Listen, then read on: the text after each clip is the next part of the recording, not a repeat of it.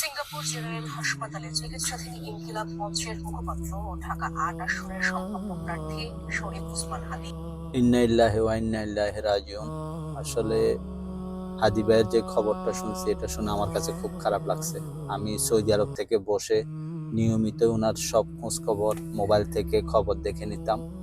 আসলে আমি পলিটিক্স করিও না, পলিটিক্স পছন্দ করি না, বাট ওনার সম্পর্কে সবসময় জানার একটা আগ্রহ থাকতো। যখন থেকে ওনার দুর্ঘটনা হয়েছে, এর আগে থেকে আমি ওনাকে টুকটাক চিনতাম, অত বেশি না। যখন থেকে ওনার দুর্ঘটনাটা হয়েছে তখন থেকে আমি ওনাকে চিনতেছি, জানতেছি। আসলে কিছুই বলার নাই।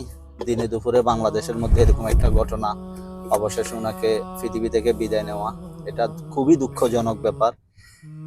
একটা জিনিস আসলে আল্লাহ ওনার ফ্যামিলিকে ধৈর্য ধরার সেই তৌফিক দান করুক। ওনার ওয়াইফ, ওনার মা বাবা, ভাই বোন, বিশেষ করে ওনার সন্তান তো এখনো বুঝতেছে না। যখন বুঝবে, যখন বাবাকে প্রয়োজন হবে তখন বুঝবে। আসলে এখন ও বুঝবে না।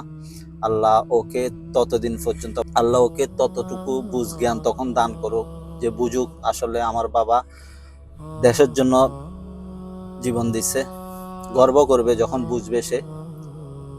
আর আল্লাহ হাদী ভাইকে জান্নাতের উত্তম মকাম দান করুক, আমিন। এই ছাড়া আর কিছুই করার নাই আমাদের, দোয়া করা ছাড়া।